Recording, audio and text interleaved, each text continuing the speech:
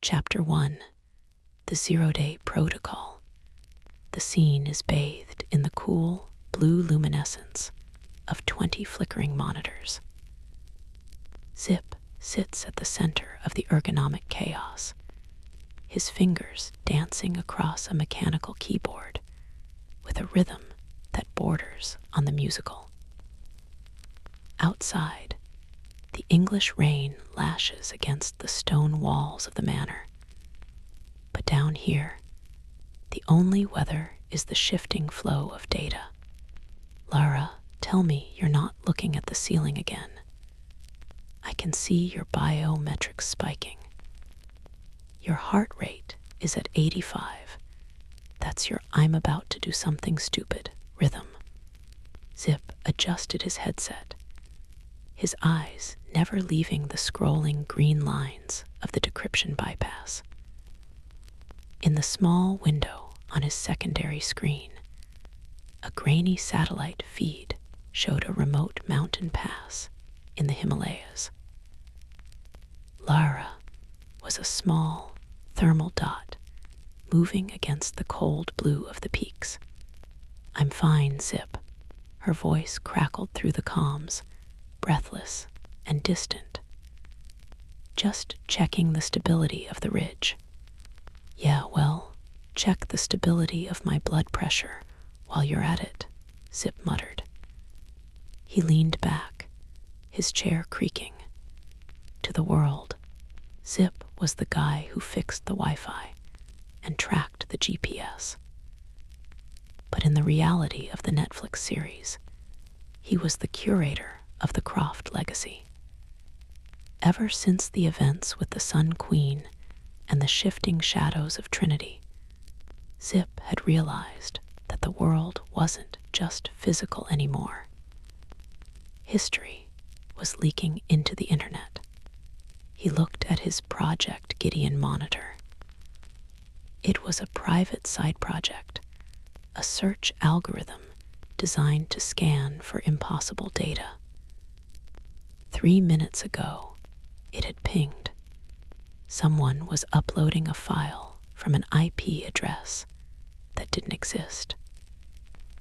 Not hidden, but physically impossible. The routing headers were using a base 64 logic that looked more like Sumerian cuneiform than binary. Lara, listen, Zip's voice dropped, the sarcasm replaced by a cold, professional edge. I just caught a ripple. Someone is pinging the manor's firewall. They aren't trying to steal the bank records or the security codes. They're looking for the Vasco journals. There was a long silence on the other end of the line. The Vasco journals were the last things Lara's father had written before the end, records of artifacts that didn't just hold power, but held frequency. They can't have them, Zip, Lara said, her voice now sharp and focused. Encryption level black. Already on it. But here's the kicker, Zip said, his brow furrowing as he watched the attack map. The red lines weren't coming from Russia, China, or some basement in Vegas. They were radiating from the Peruvian basin, the exact site where Lara had destroyed the silver box of Ixchel. The ghosts are calling, Lara. And they've learned how to use fiber optics. Suddenly, every screen in Zip's vault flickered to white. A sound, a low, rhythmic thrumming like a heartbeat, began to pulse through the high-end speakers. It wasn't a virus. It was a resonance. Zip's fingers flew. I'm losing the array. Lara, if I lose the manor's uplink, you're dark in the Himalayas. Get out of there. Now. On the screen, the thermal dot that was Lara Croft suddenly vanished. Not because she moved, but because the satellite itself drifted out of orbit, as if the very gravity of the Earth had been nudged by a line of code. Zip stared at the blank screens, the silence of the vault suddenly deafening. He was the man who knew everything, but for the first time in his life, the data was lying to him. The echo pulse had arrived. Chapter 2. The Ghost in the Firewall. Zip remains motionless in the dark. He doesn't reach for the keyboard immediately. He knows that in a high-level breach, the first move is often a trap, a honeypot designed to trace the admin's physical location. He waits, counting the thumps of the resonance against his ribcage. 1, 2, 3. Okay, Zip whispered, his voice steadying. You want to play Poltergeist? Let's see how you handle a power cycle. He reached under the main console and pulled a physical lever, the dead man's switch. In an instant, the humming servers went silent. The red lights vanished. Total, heavy silence filled the vault. This was an air gap in its purest form. No power, no connection, no ghost. But as Zip sat in the dark, breathing in the scent of hot copper and cooling fans, he saw it. One monitor, a legacy CRT model he kept for retro gaming, didn't turn off. It flickered with a pale, sickly violet light. On the screen, a single line of text began to crawl, written in a font that looked like shifting sand. Searching for the voice of the sun, Zip felt a chill that had nothing to do with the manor's air conditioning. That CRT wasn't even plugged into the main grid. It was an isolated terminal. You're not a virus, Zip realized, his mind racing through the lore of the Netflix series, the artifacts that bled energy, the things that defied physics. You're a carrier wave. The echo pulse wasn't just code. It was a psychic residue using his hardware as a medium. He remembered a story Lara's father, Richard, had hidden in the encrypted Vasco folders. Vasco had been obsessed with acoustic archeology, the idea that ancient stone structures were actually hard drives for sound. If the silver box of Ixchel was the battery, the data it released was now looking for a speaker. Zip pulled a handheld tablet from his cargo pocket, his burner deck. It was his secret weapon, a custom-built rig with its own independent battery and a localized Linux kernel he'd written himself. He jacked the deck into the violet monitor. If you want to talk, Zip muttered, his fingers blurring as he bypassed the CRT's ancient video card. Let's translate you into something I can understand.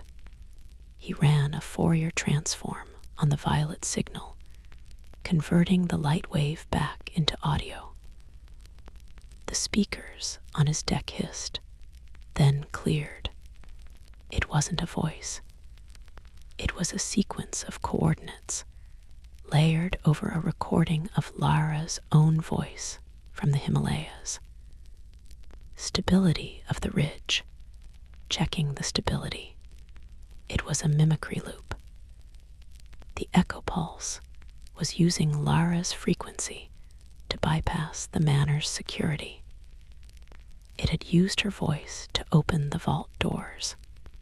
Lara, if you can hear this in the future, Zip said, recording a log, even though he had no uplink. I'm officially upgrading our threat level from corporate to supernatural. And I think I know where they're taking you. The coordinates on the screen settled. They weren't in the Himalayas. They pointed to a location deep in the South Pacific, an island that shouldn't exist according to modern maps, but appeared in every one of the Vasco journals. Suddenly, the manor's main power roared back to life, without Zip touching a thing. The monitors flared. A new window opened on his center screen. It was a video feed, not from a satellite, but from a security camera inside the manor's upper hallways. A figure was standing in the dark of the library. It was tall, dressed in high-tech tactical gear, but its face was obscured by a mask that looked like a bird's skull. They weren't looking for gold. They were holding a specialized device, a resonance tuner. They were here to find the physical journal Zip had sworn to protect. Great, Zip groaned, grabbing a heavy wrench from his toolkit. Hacker by day, bouncer by night. Hang in there, Lara. I'm going to save the library, then I'm coming to find you. Chapter 3, The Library of Shadows. Zip ascended the spiral staircase, leading from the tech vault to the main library. The air changed from the sterile, ionized scent of servers to the heavy, vanilla-sweet smell of decaying paper and ancient leather. The power was back on, but the lights flickered in a stuttering cadence, a visual representation of the echo pulse still thrumming through the wires. "Okay, bird mask," Zip whispered, peering through the gap in the oak doors. "Let's see what you're actually made of." The intruder stood in the center of the room, bathed in the erratic strobe of the overhead chandelier. Up close, the mercenary was even more unsettling. The bird skull mask wasn't plastic. It looked like aged ivory, carved with circuitry that pulsed with a faint, violet light. The resonance tuner in the intruder's hand was humming. As the mercenary swept the device across the shelves, books didn't just fall, they vibrated off the mahogany, their pages fluttering like the wings of trapped birds. Searching for frequency, Zip realized. The mercenary wasn't looking for a specific book title. They were looking for the journals that had absorbed the most etheric energy from Richard Croft's travels. The intruder stopped in front of a glass case containing the Vasco journals. The tuner emitted a high-pitched, glass-shattering whine. "Hey, Dr. Plague." Zip stepped into the light, gripping the wrench. "That's private property, and I don't think you have a library card." The mercenary turned with a slow, mechanical fluidity. They didn't reach for a gun. Instead, they twisted a dial on the resonance tuner. A wave of pure sound hit Zip. It wasn't loud, it was heavy. It felt like being submerged in liquid lead. His knees buckled, and the wrench clattered to the floor. The sound frequency was tuned specifically to disrupt the human inner ear, inducing instant vertigo. I've had louder neighbors," Zip wheezed, his vision spinning. The mercenary spoke, their voice a layered, digital rasp that sounded like 1,000 voices speaking at once. The archive is open. The echo demands the source. Zip realized then that the person under the mask might not be entirely human anymore. This was a technorelic hunter, likely part of a splinter cell that had survived the collapse of Trinity, now obsessed with the bridge between myth and machine. As the mercenary reached for the Vasco journals, Zip forced his hand toward his cargo pocket. He couldn't fight the sound wave with muscles, but he could fight it with interference. He pulled out his handheld burner deck and activated the localized Wi-Fi burst he'd been prepping. He didn't try to hack the mercenary. He tried to hack the room. "Gideon," Zip shouted, his voice straining against the sonic pressure. "Execute the feedback loop. Route all audio output to the library's auxiliary speakers. Max volume. The Manor's high-fidelity sound system, installed for Lara's classical music, roared to life. But it didn't play music. It played the white noise of a dead satellite channel, amplified to a staggering 120 decibels. The counter frequency slammed into the mercenary's resonance tuner. The two waves collided, creating a localized vacuum of silence at the center of the room. The mercenary recoiled, the violet light in their mask flickering violently. For a second, the frequency stabilized. Zip saw his opening.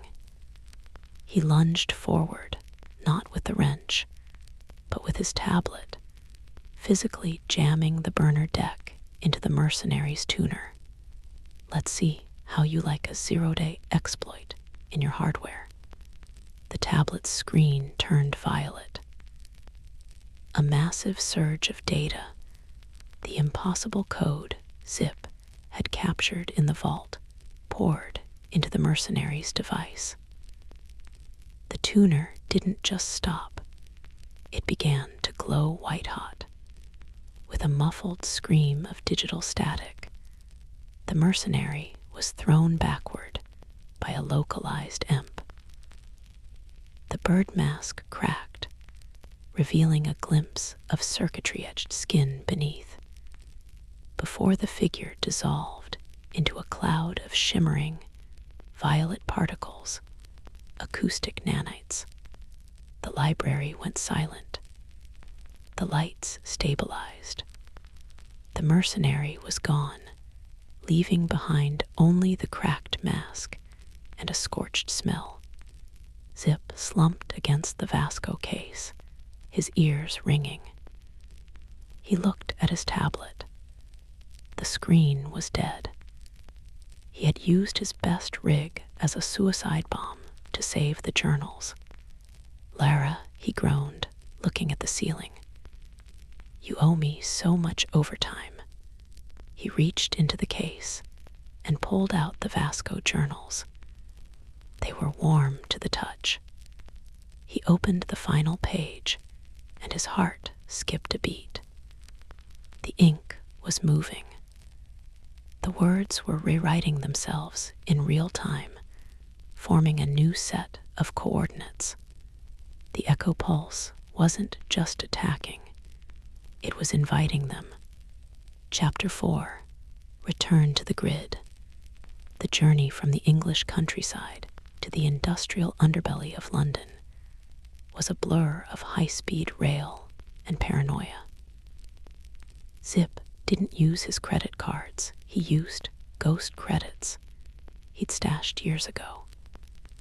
He arrived at a nondescript laundromat in Shoreditch, pushing past the scent of detergent to a service elevator that required a specific, rhythmic tap on the brass keypad.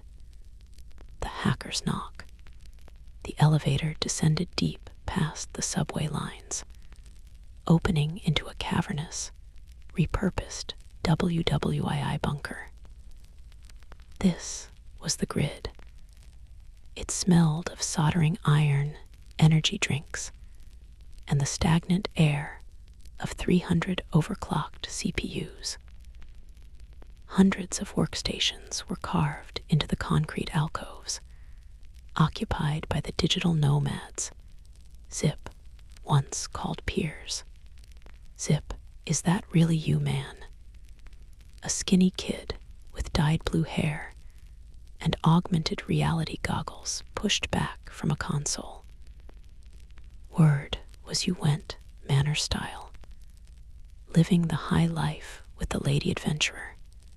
I'm on a clock, Mouse, Zip said, his eyes scanning the room. He clutched the Vasco journals to his chest, hidden inside a lead-lined courier bag. I need to see the architect. The room went quiet. The architect was the keeper of the grid's mainframes, a man who had traded his physical sight for a direct neural link to the dark web. Architect doesn't see tourists, Mouse whispered. I'm not a tourist. I'm a ghost, Zip replied, stepping toward the heavy server vault at the back of the bunker. Inside the vault, the temperature dropped to near freezing to protect the massive blade servers. Sitting in a chair made of discarded hardware was a man whose eyes were covered by a thick, glowing visor. Tubes ran from his sleeves into the cooling racks. Zip, the architect's voice, was a synthesized hum. I hear the echo pulse is vibrating in your pockets. You brought a dead god into my house. I need a translation, architect, Zip said, pulling out the journals. Lara's Dark in the Himalayas. This book is rewriting itself with her frequency. If I can't decode the source, she's walking into a trap that isn't on any map. The architect reached out a trembling, pale hand. As his fingers touched the leather cover, the violet light from his visor flared. This isn't code, Zip. It's vocal gravity. The ancients didn't write history, they sang it into the stone. Someone is playing that song back through the global grid, and it's turning every satellite into a weapon. Can you trace the origin? I can, the architect replied, his voice turning into a distorted rasp. But the echo pulse has a firewall made of human screams. To pass it, you have to offer it a memory.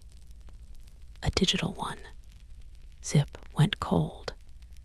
He knew what this meant.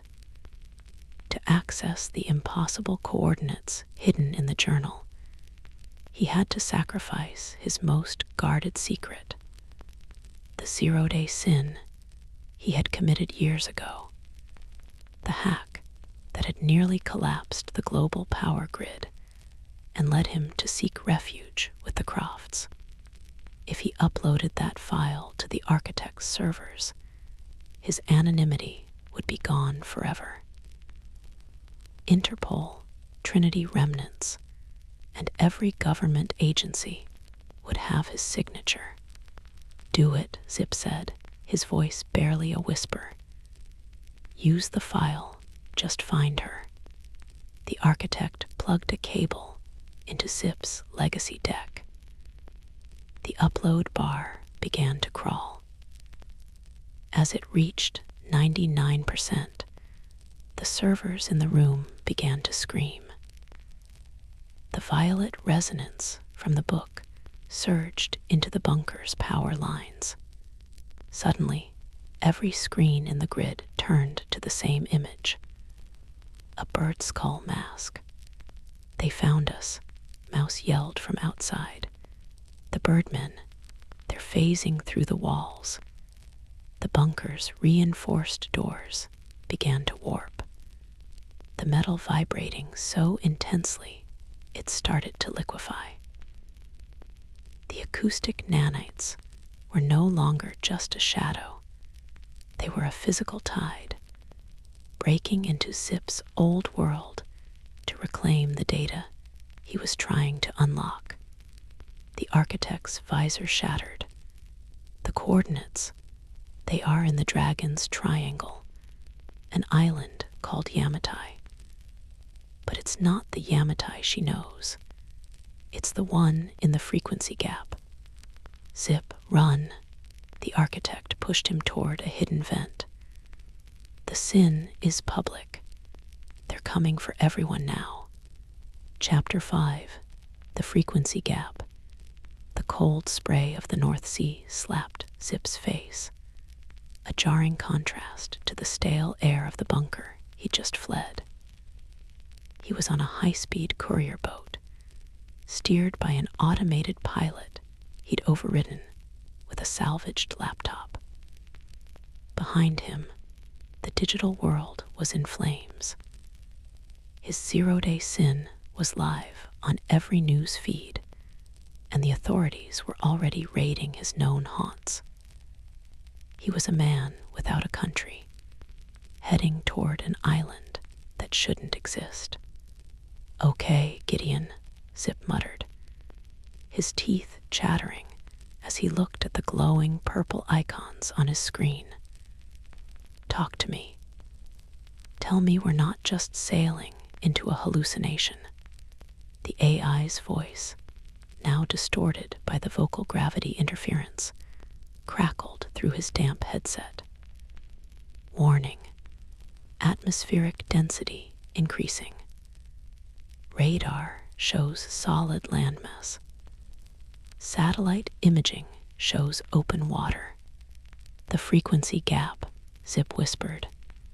"According to the Vasco journals, certain places on Earth were tuned differently. If you had the right frequency, the world opened up like a hidden folder. Without it, you just sailed right through."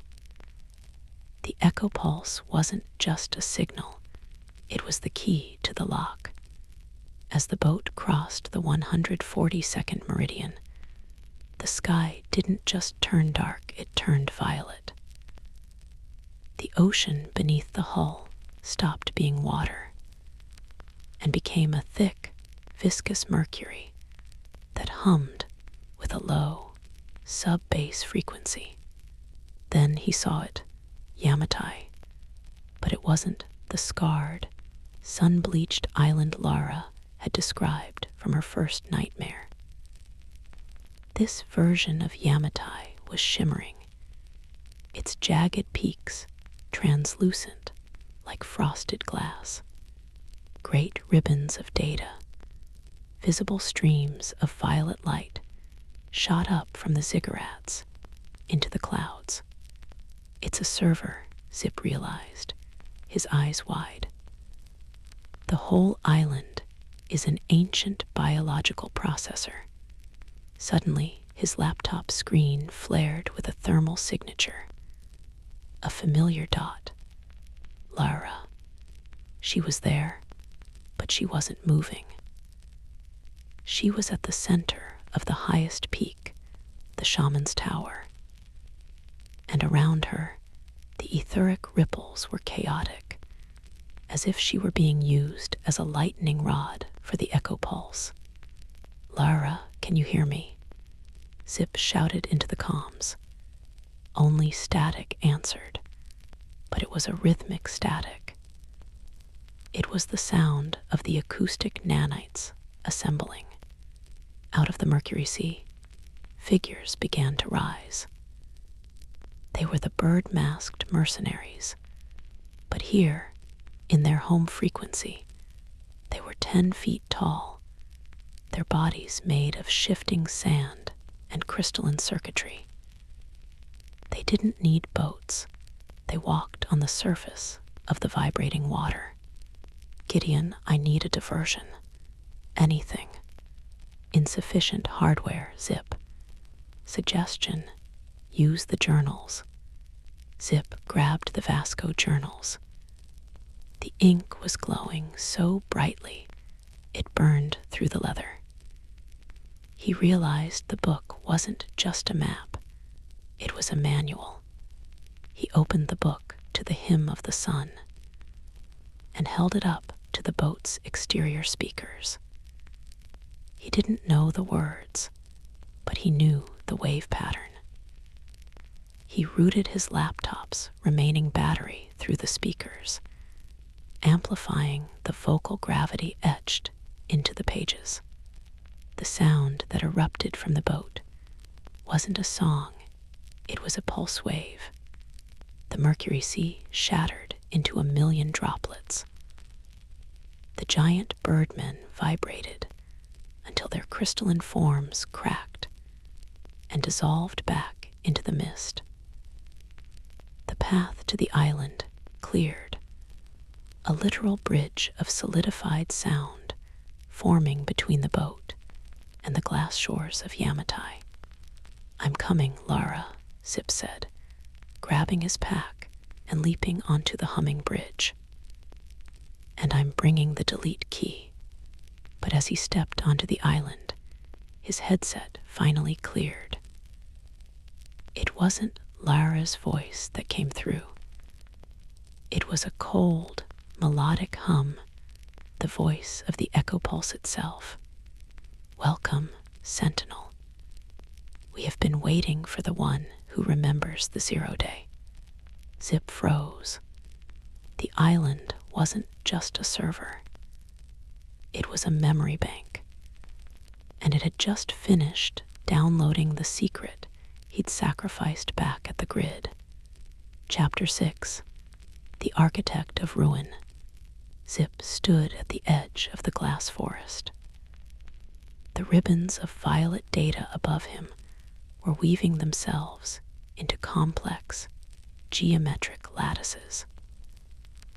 Every time he moved, the island's hum changed pitch, reacting to his presence like a predatory animal tasting his biometric signature. "Gideon, tell me I still have admin rights," Zip whispered, his voice trembling. "Tell me I can still lock this down."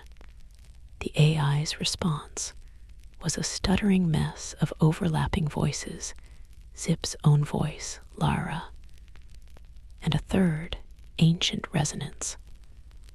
Admin rights revoked. Status guest. Permission observe only. Great, just great. He pushed forward, following the thermal ghost of Lara. The island was rewriting itself using his 0 day code, the high-level corruption he'd engineered as a teenager to bypass global firewalls. Because that code was designed to be undetectable and self-replicating, the Echo Pulse was using it to infect the physical layer of the world. The glass trees weren't growing. They were being rendered by the ancient biological CPU of the island. Zip reached a clearing and froze. Standing there, bathed in the violet light of a massive, crystalline pillar, was Lara. She was suspended 5 feet off the ground, her body wrapped in glowing filaments of acoustic energy. Her eyes were open, but they were solid violet. "Lara," Zip lunged forward, but an invisible wall of sound slammed into his chest, throwing him back 20 feet. "She is the terminal," the voice of the Echo Pulse boomed, vibrating the very marrow of Zip's bones. "She provides the frequency. You provided the architecture. Together, you are the architects of the new reality." Out from behind the central pillar stepped the bird-masked mercenary. but the mask was gone now. The face beneath was a horrific mosaic of human flesh and shifting, metallic liquid. It was a man Zip recognized from the old hacker forums, a legend known as Vector, who had disappeared years ago after trying to upload his consciousness. Zip, Vector said, his voice a synthesized harmony. Don't fight it. You spent your whole life trying to break the world's systems because you knew they were flawed. Well, look around. We're building a perfect system. A world where thought is code and history is a rewritable file. You're not building a world, Vector, Zip growled, pushing himself up. You're building a cage. You're using Lara as a signal booster to overwrite the etheric pulse with your own corrupted data. And you gave us the keys, Vector smiled, a glitchy, terrifying expression. Your zero-day exploit is currently bypassing the moral firewall of this island. In 10 minutes, the echo pulse will broadcast from this peak, and every person on the planet will be updated. Zip looked at Lara. She was twitching, her vocal cords vibrating at a frequency that was starting to crack the glass ground beneath her. She wasn't just a prisoner, she was the hard drive. All the ancient knowledge she had gathered, all the relics she had touched, were being extracted and converted into the new global OS. Zip realized he couldn't outhack the island. It was too big, too ancient. But he knew his own code. He knew the one flaw in his zero-day sin, that he had never told anyone, the kill switch he'd hidden in the subroutines, in case he ever lost control. I didn't give you the keys, Vector, Zip said, reaching for his shattered handheld deck. I gave you a Trojan horse. Zip didn't try to save Lara yet. He sat down on the vibrating glass, opened a physical maintenance hatch on the side of his deck, and pulled out a single, tiny copper wire. If I can't delete the island, Zip whispered, I'll crash the kernel. He jammed the wire into his own Neuralink port, a tech mod he hadn't used in years. He wasn't going to type the code. He was going to be the code. Chapter 7, The Neural Grave. The moment the copper wire made contact with Zip's neural port, the world of Yamatai vanished. There was no glass, no violet sky, no Vector. There was only the great buffer, a void of infinite blackness, where trillions of white lines of code stretched into the horizon like a skeletal city. Gideon, Zip called out. His voice didn't travel through air. It echoed as a ripple in the data stream. I am here, Zip, the AI responded, its voice now appearing as a shimmering pillar of light beside him. Warning, neural load at 88%. Brain stem temperature rising. You are attempting to process 10,000 years of acoustic history through a human prefrontal cortex. Just keep the fans running, pal. Zip gritted his teeth. He began to run. In this space, he was moving at the speed of a fiber optic pulse. He saw the zero-day code he had sacrificed. It looked like a massive, oily black serpent weaving through the white lines of the island's ancient OS. It was beautiful and horrific, a masterpiece of youthful rebellion, now acting acting as the skeleton for a global nightmare. At the center of the serpent's head, he saw the terminal. It was a digital representation of Lara, her form flickering like a damaged hologram. She was screaming, but the sound was being converted into a weaponized frequency. Suddenly, the black serpent shifted. A face emerged from the oily mass, Vector. You cannot kill what you created, Zip. Vector's digital avatar loomed over him, a titan of corrupted data. This code is your anger, your frustration, your desire to tear down the systems that failed you. I am simply giving your work the scale it deserves. My work was about freedom, Vector, not mind control. Zip dove into the stream. He didn't attack Vector. He attacked the clock cycles. He began to overclock his own neural connection, pushing his mind to calculate at a rate that started to melt the virtual world around him. He reached the kill switch, a hidden, encrypted subroutine buried in the very first line of the zero-day code. It was a fragment of a song his mother used to sing, converted into a 256-bit key. It was the only thing in his life that wasn't cynical. Warning: neural overload, 95%, seizure imminent. Just one more bit. Zip slammed his digital fist into the key. Outside, in the physical world, Zip's body began to convulse on the glass floor. Blood leaked from his ears. But inside the neural grave, the black serpent shivered. The kill switch didn't delete the code, it forced it to revert. The zero-day code began to unwrite itself, turning back into the harmless, experimental files Zip had created as a kid. The moral firewall of the island, no longer bypassed by the corruption, slammed shut with the force of a tectonic plate. Vector's avatar shrieked as the ancient island recognized him as a foreign, malicious entity.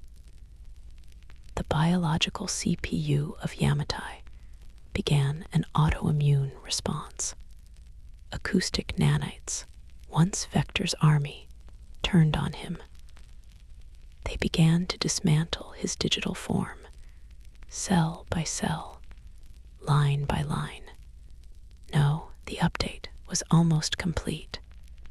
Systems crashing, Vector, Zip gasped, his vision fading into white noise. And you're on the wrong side of the firewall. Zip reached out one last time, grabbing the flickering image of Lara. He didn't try to pull her out. He tried to desync her. He used the last of his mental energy to change her acoustic signature, making her invisible to the island's broadcast. The connection snapped. Zip was thrown back into his body. He hit the glass floor of Yamatai, gasping for air, the copper wire smoking in his port. He looked up, his vision blurred. Vector was gone, consumed by his own creation. The crystalline pillar was cracked and dark, and Lara dropped from the air, hitting the ground with a dull thud.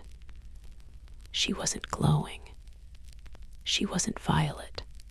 She was just a woman, exhausted and unconscious, lying in the ruins of a god server. But the island wasn't finished. With the update failed and the system corrupted, Yamatai began to defrag. The The glass ground began to dissolve back into the Mercury Sea. Lara, Zip crawled toward her, his limbs feeling like lead. Lara, wake up. We gotta log out. Chapter 8, The Emergency Reboot. Zip's hands are shaking not from fear, but from the residual electrical discharge still pulsing through his nervous system. He reaches Lara, his fingers fumbling for her pulse. It's there, but it's erratic, thumping in time with the dying rhythm of the island. She is desynced, her consciousness caught in the lag between the frequency gap and reality. Lara, come on. Wake up. The world is literally deleting itself under our feet. Zip looks around. The Mercury Sea is rising, swallowing the glass forest. His boat is gone, disintegrated when the sound bridge collapsed. He has no hardware, no uplink, and his brain feels like it's been through a microwave. Zip, system temperature. Critical. Gideon's voice is a faint whisper in his ear, coming from the last functioning microchip in his headset. Neural pathways. Fragmented. I cannot. Sustain. The interface. Don't you quit on me, Gideon, Zip gasps, dragging Lara toward the highest point of the shaman's tower. Give me the emergency protocols. How do we get back to the 142nd meridian? The island is a repeater. The AI crackles to exit. You must reverse the polarity of the remaining resonance. Use the Vasco journals. Zip looks at the journals. They are scorched, the pages curling. The hymn of the sun is barely legible. He realizes that the book isn't just a manual, it's a tuning fork. He hauls Lara onto the central altar, the very place she was suspended. The crystalline pillar is shattered, but a single shard remains, glowing with a dying, pale light. Lara, I need you to hear me. Zip grips her shoulders, his voice cracking. I know you're in there. I know you're fighting the echo, but I need your frequency. I need the part of you that survives everything. He takes the copper wire from his neural port, still wet with his own blood, and wraps one end around the crystalline shard. He holds the other end to the Vasco journals. I'm going to bridge the gap, Zip whispers. One last hack. He doesn't use a keyboard. He uses his voice. He begins to hum the kill switch melody again, the song his mother sang. It's the only pure frequency he has left. As he hums, the crystalline shard begins to vibrate. The violet light turns back to a warm, golden amber. The Vasco journals catch the resonance, the moving ink swirling into a localized vortex of gold. Lara's eyes snapped open. They aren't violet anymore, they are amber, reflecting the surge of energy. Zip, she gasps, her voice raw. Don't talk, just hold onto the book. The shaman's tower begins to tilt as the base of the island dissolves into the sea. The gold light expands, forming a bubble of true frequency around them. We're rebooting the local space, Lara. Zip yells over the roar of the collapsing dimension. It's a one-way trip back to the real ocean. Brace yourself. The island gives way. The tower plunges into the Mercury Sea. But But instead of a splash, there is a binary explosion. The amber light hits the violet sea, and the frequency gap shatters like a glass mirror. For a second, there is absolute silence. Then the cold, salty water of the real North Pacific hits them. Zip and Lara are bobbing in the dark, the moon shining through a heavy mist. There is no glass island, no birdmen, just the endless, rolling waves. Zip is treading water, holding Lara up with his one good arm. His headset is dead. His laptop is at the bottom of a dimension that no longer exists. Did we do it? Lara coughs, clinging to a piece of driftwood. We logged out, Lara, Zip wheezes, his vision finally starting to clear. But the 0 day is still out there. My secret. It's on every server in the world. I can't go back, Lara. I'm a ghost for real now. Lara looks at him, her eyes fierce even in the dark. You're not a ghost, Zip. You're the reason the world didn't just get a forced update. We'll find a way. We always do. In the distance, the lights of a search vessel appear. But it's not a rescue boat. It's a Natla Technologies corvette. The physical war for the data has just begun. Chapter 9, The Encryption of Souls. The searchlights of the corvette cut through the North Pacific mist, blinding and clinical. Heavy cables drop from the side of the ship, and men in matte black tactical gear descend with the precision of spiders. Zip feels the vibration of the ship's engines through the water, a mechanical, rhythmic thrum that lacks the soul of the island's frequency, but possesses a far more immediate lethality. Lara, they aren't here to rescue us, Zip whispered, his voice shaking from the onset of hypothermia. They saw the energy spike. They want the source code in your head. Lara gripped his arm, her eyes scanning the tactical deployment. They won't get it. Not from me, and not from you. They were hauled onto the deck of the corvette. The air smelled of diesel and salt. Standing at the center of the helipad was a woman in a sharp, gray suit that seemed untouched by the sea spray. Her eyes were like polished flint. This was Consultant Vane, a high-level data retrieval specialist for Natla. Mr. Zip, Vane said, her voice smooth and dangerous. Or should I say, the 0 day architect. You've caused quite a stir on the global markets today. A hack of that magnitude.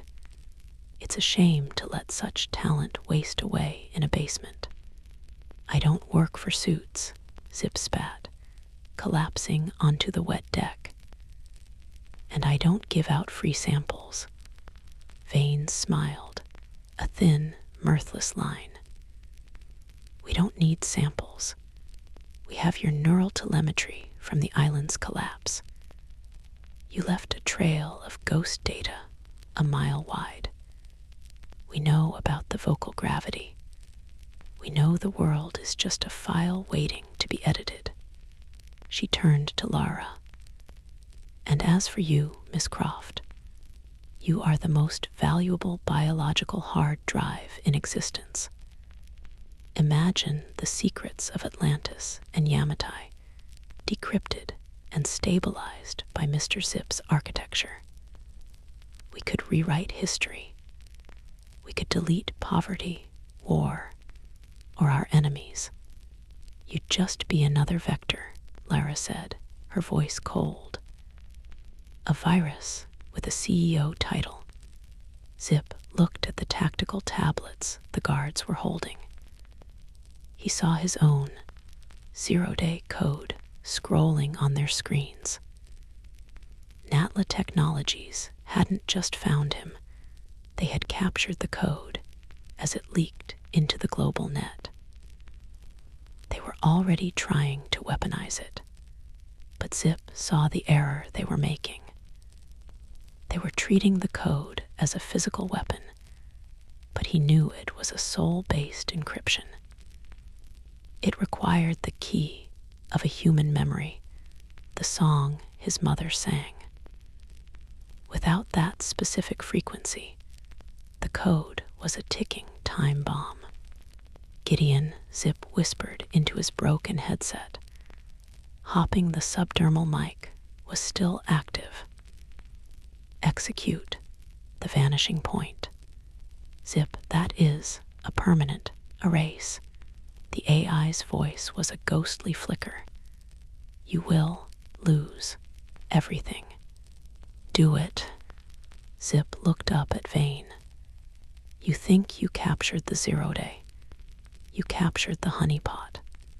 Suddenly, the tablets in the guard's hands began to glow white-hot. The Corvette's bridge erupted in a shower of sparks. Zip wasn't hacking the ship. He was hacking the data they had stolen. He had turned his own 0-day sin into a self-deleting archive. As the code erased itself from Natla's servers, it created a massive, localized electromagnetic vacuum. My mind is the only copy left, Zip yelled over the sirens, and I'm air-gapping my soul. He grabbed a discarded flare gun from the deck and fired it into the ship's primary communications array.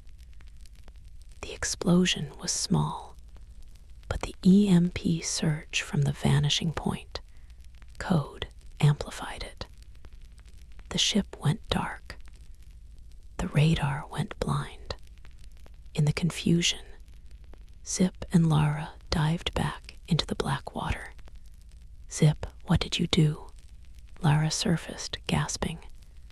I deleted my past, Lara, Zip said, his voice sounding different, hollower, yet free. The 0-day is gone. The secret is buried.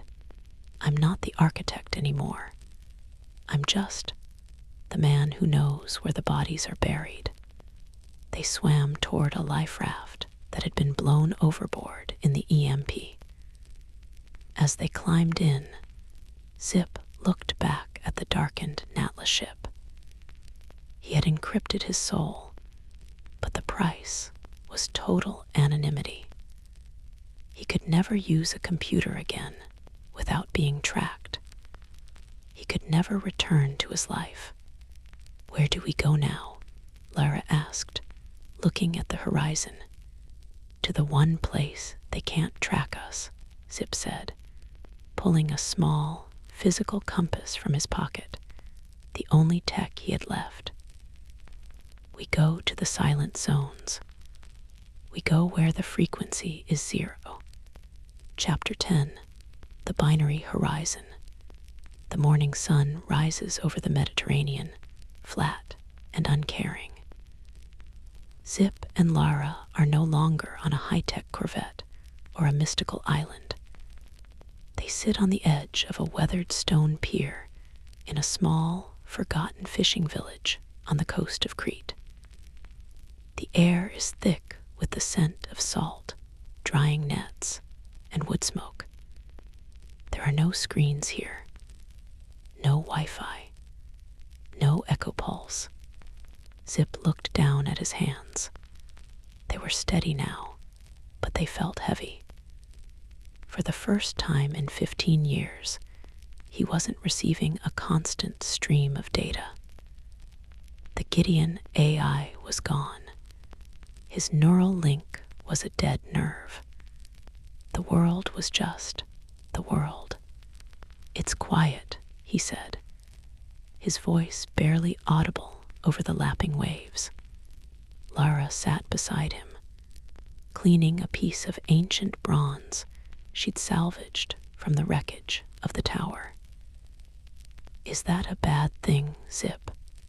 "It's an honest thing," he replied. "I spent so much time trying to bypass the world's firewalls that I forgot there was actually something on the other side of them." He reached into his pocket and pulled out the Vasco journals. The book was ruined, the leather charred, the pages swollen with seawater. But as he opened it, he saw that the moving ink had finally settled. The vocal gravity had been spent, used as the fuel for their escape. But there, on the very last page, was a single, static line of text in Richard Croft's handwriting. "The truth is not in the transmission. It is in the silence between the notes." "My father knew," Lara whispered, looking at the page. "He knew that eventually the technology would fail us, and we'd have to rely on the frequency of our own ghosts." Zip nodded. He understood now why the echo pulse had failed. It was a simulation of life, a copy of a copy, trying to overwrite reality with a perfect version of a digital sin. But reality, the messy, analog, broken world, had a frequency that couldn't be deleted. "So, what's the plan, Sentinel?" Lara asked, using his grid name for the first time with a smile. "The world thinks you're a terrorist. Natla thinks you're a hard drive. And you can't even open a laptop without the satellites pinging your location." Zip stood up, looking out at the horizon. "The plan is to go dark. Not the hiding in a basement dark, but the invisible in plain sight dark. I'm going to build us a new network, Lara.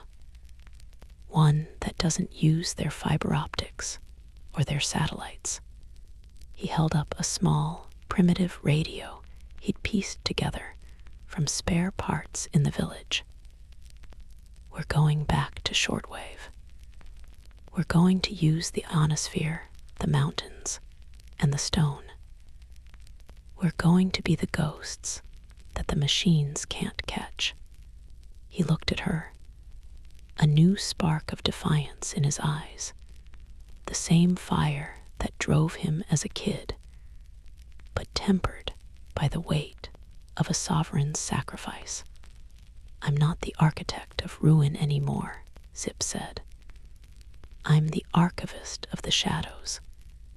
If they want to rewrite history, they're going to have to find us first." Lara stood up, holster strapped to her leg, ready for the next descent.